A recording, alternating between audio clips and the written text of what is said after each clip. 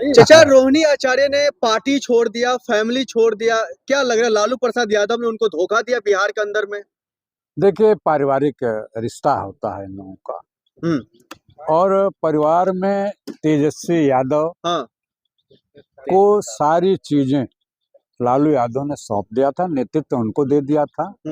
इसलिए सारा काम तेजस्वी यादव ही किया और इनका बड़ा बेटा इनसे अलग हो चुका है।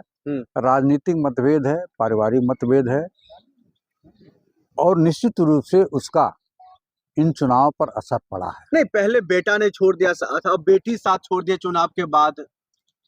देखिए, उस पर प्रतिक्रिया देने के पहले मैं आपको बताना चाहूँगा, ये पारिवारिक इन लोगों का झगड़ा है। परिवार में क्या क्या हुआ, क्या क्या नहीं हुआ, उसकी असलियत लालू यादव भी जानते हैं, उनकी पत्नी भी जानती है और तेजस्वी भी जानते हैं, तेज प्रताप भी जानते हैं। उस पर कोई बहस का मुद्दा नहीं है। मुद्दा ये है कि आप चुनाव हारे कैसे। विशेष यही तो वजह नहीं है, जो परिवार में ही सब कुछ ठीक नहीं था, इसलिए बिहार की जो जनता है, जो बिहार की जनता को जो वो परिवार मानते थे, इसलिए उनका परिवार ने साथ छोड़ दिया। नहीं, देखिए, परिवार ने क्या, तेज प्रताप ने तो अपनी पत्नी को भी छोड़ दिया। परिवार में किसी से रिश्ता तेज प्रताप का ठीक ठाक नहीं है। इसलिए मैं आपको कहना चाहता हूँ, सारे राजनीतिक जिम्मेदारियां तेजस्वी यादव को उनके माँ बाप ने या पूरा संगठन ने सौंप दिया था। इसलिए पूरा कार्यभार तेजस्वी देख रहे थे। तेजस्वी को के हार का मुख्य कारण संजय यादव हैं, जिन्होंने टिकटों का वितरण करने में पूरा हेरफेर किया। संजय यादव पर भी आरोप लग रहा है, उनकी बेटी का पार्टी छोड़ने का कारण वही हो सकता है, इस तरह की चर्चाएं हो रही है। देखिए, जब आदमी चुनाव जीत जाता है तो इस तरह के आरोप नहीं लगते हैं, और जब चुनाव आदमी हारता है तो इस तरह का पारिवारिक पृष्ठभूमि पर आरोप लगता है, उनके क्रियाकलापों पर आरोप लगता है, वो टिकट बंटवारे पर आरोप लगता है। तो इस तरह की बातें बिहार में हुई हैं। लेकिन बिहार में इंडिया गठबंधन के चुनाव हारने का कुछ और कारण है, आपसी रंजिश है। आपसे जो टिकट का बंटवारा ठीक समय से नहीं हुआ, वो महत्वपूर्ण स्थिति है कि इंडिया गठबंधन मजबूत होने के बावजूद भी टिकट का बंटवारा समय से नहीं कर पाए। लेकिन नीतीश कुमार पहले भी कह रहे थे और चुनाव जीतने के बाद भी कह रहे हैं, जनता हमारे साथ यानी कि एनडीए के साथ थी, है और रहेंगी। देखिए, नीतीश जी की स्थिति तो जैसे महाराष्ट्र का चुनाव हुआ और भारतीय जनता पार्टी सबसे बड़ी लार्जेस्ट पार्टी बनी और वहां का जो पूर्व मुख्यमंत्री उनको पूरी तरह से नेपथ्य में कर दिया, जो वास्तविक स्थिति होती है पर्दे के बाहर कर दिया। ठीक स्थिति नीतीश जी की होने वाली है। नीतीश जी न इधर के रहेंगे न उधर के रहेंगे और भारतीय जनता पार्टी अपनी पूर्ण बहुमत की सरकार बना लेगी। नीतीश कुमार ने एकदम डंडा गाड़ दिया है मुख्यमंत्री के कुर्सी पर। कोई भी मुख्यमंत्री अब नीतीश कुमार की कुर्सी पर नहीं बैठ पाएंगे, मेरा वादा आपसे है। बनेगा मुख्यमंत्री? भारतीय जनता पार्टी अपने ही लोगों को मुख्यमंत्री बनाएगी। इसलिए बहुत दिनों से भारतीय जनता पार्टी अपना मुख्यमंत्री, अपने दल का मुख्यमंत्री बनाना चाहती थी।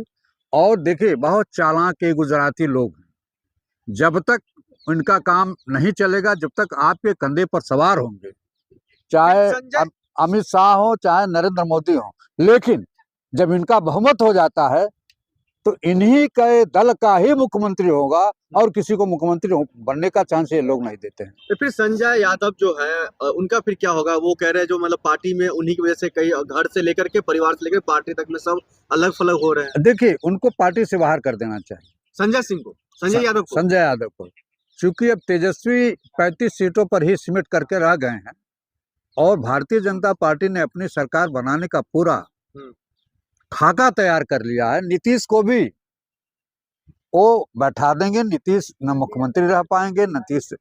अब नीतीश की पूरी राजनीति, जिस तरह से कहा जाता है कि चैप्टर बंद, तो नीतीश कुमार का राजनीति का पूरा चैप्टर बंद हो गया। और मुख्यमंत्री बनेगा और ना ही कोई और, तो फिर बिहार में मुख्यमंत्री बनेगा कौन? चिराग पासवान बीजेपी की तरफ से क्या लग रहा है वो बन पाएगा? अब जिसको अमित शाह चाहेगा मुख्यमंत्री वही बनेगा। चिराग पासवान वो भी तो दूसरे दल से गठबंधन के है ना। चिराग पासवान पर भारतीय जनता पार्टी दांव नहीं लगाएगी। मेरे समझ से, मेरे राजनीतिक अनुभव लेकिन के हर तरफ मीडिया से लेकर के बिहार की जनता तक में ये बात चल रही है जो चिराग पासवान मुख्यमंत्री हो सकते हैं अगर नीतीश कुमार नहीं बनते हैं तो। हो सकते हैं ना, होंगे नहीं ना। तो भारतीय जनता पार्टी का जो चाणक्य कहा जाता है, अमित शाह, जिसको चाहेंगे वही मुख्यमंत्री बिहार का होगा। लेकिन बिहार की जनता का फिर क्या होगा? बिहार की जनता जैसे पलायन था, पलायन उसी तरह से रहेगा, बेरोजगारी उसी तरह से मोदी रहेगी। जी और भारतीय जनता पार्टी ने जो वादा किए हैं बिहार में रोजगार देंगे, फैक्ट्री खोलेंगे, कारखानाएं खोलेंगे, देखिए चीनी मिल खोलेंगे। आप सारे प्रबुद्ध लोग हैं। नरेंद्र मोदी जो वायदा करते हैं वो कभी पूरा नहीं होता है। नरेंद्र मोदी ने 2014 में भी कहा था कि मैं 2 करोड़ लोगों को नौकरी दूंगा, नौकरी दिया, सबके खाते में 15-15 लाख रुपया डालूंगा, दिया। 10,000 तो दिया, 10,000 नीतीश कुमार ने दिया, वो भी। भरोसा जताया गया है एक बार फिर से। बड़ा दल किसका है, मैं आपसे सवाल करता हूँ, बड़ा दल किसका है? बड़ा दल भारतीय जनता पार्टी का है। वो तो पहले तो भी था। भारतीय जनता पार्टी का बड़ा दल इसीलिए बना बिहार के अंदर में क्योंकि वो जनता का दिल जीत लेते हैं हर बार। अब की बार भारतीय जनता पार्टी की नीतीश विहीन, नीतीश से अलावा भी जो इनके अलायंस हैं, बहुमत की सरकार बनाने में भारतीय जनता पार्टी सक्षम है। इसलिए नीतीश कुमार को जैसे कहा जाता है कुत्ता नहीं घाट का न उठ घाट का, नीतीश जी को, मैं वो सम्मानित नेता हैं, लेकिन नीतीश जी को अमित शाह उसी स्थिति पर ले जाएंगे जहां न कुत्ता घाट का होता है न घाट का इधर का होता है। तो फिर क्या होगा बिहार में जिस तरीके से बिहार का जो आगाज हो रही है?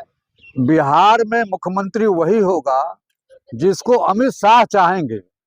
इसलिए बहुत दिनों से छटपटाहट थी भारतीय जनता पार्टी में कि बहुमत, मेरा बड़ा दल होने के बाद भी मैं मुख्यमंत्री अपना नहीं बना पा रहा हूं, क्योंकि सरकार के चूर 2020 में भी था उनका। बोलिए बोलिए। चूर गांठ मुख्यमंत्री कोटे तक नहीं पहुंच पाता था, इसलिए नीतीश कुमार को मुख्यमंत्री बनाना उनकी मजबूरी थी। अब तो आप मान गए ना जो भारतीय जनता पार्टी का वाकई में चाणक्य नीति चल रही है अमित शाह जी का। चाणक्य नीति क्या है? जब पूरा चुनाव आयोग आपके साथ है, 12 बजे रात को ट्रक पहुंचती है और 2 बजे रात तक ट्रक वहाँ, 5 बजे सुबह तक ट्रक वहाँ रहती है। खाली बक्से थे। हाँ। अरे यार, जब खोल के दिखाया प्रशासन ने। जब मशीनें निकाल ली जाती हैं तो खाली बक्सा ही होगा। अभी ये मोबाइल चल रहा है, बिगड़ जाए तो खाली बक्सा ही है। तो देखिए, चुनाव आयोग शुद्ध रूप से मिल करके भारतीय जनता पार्टी नरेंद्र मोदी की खेल खेल रहा है, उनकी गोद में बैठ करके उनकी सरकार बना रहा है। एक बात आप बताइए, आप प्रबुद्ध वर्ग के लोग हो, पढ़े लिखे लोग हो, पूरा का पूरा बिहार आंदोलित था। लेकिन जहां भी चुनाव आप लोग हारते हैं, मध्य प्रदेश, छत्तीसगढ़, राजस्थान और अब बिहार, तो आप लोग चुनाव आयोग को क्यों टारगेट कर रहे हैं? मेरा मानना है कि पूरे जो विपक्ष है उसको सड़कों पर आना चाहिए और पूरे तरह से जोशो हवास में, जोश खरोश के साथ चुनाव आयोग का जोरदार तरीके से विरोध करना चाहिए। जो लोकतंत्र की हत्या कर रहा है, जो लोकतंत्र की मर्यादा को तार तार कर रहा है, चुनाव आयोग के खिलाफ कड़ी से कड़ी कार्रवाई सड़क पर उतर करके विपक्ष के लोगों को आंदोलित होना चाहिए।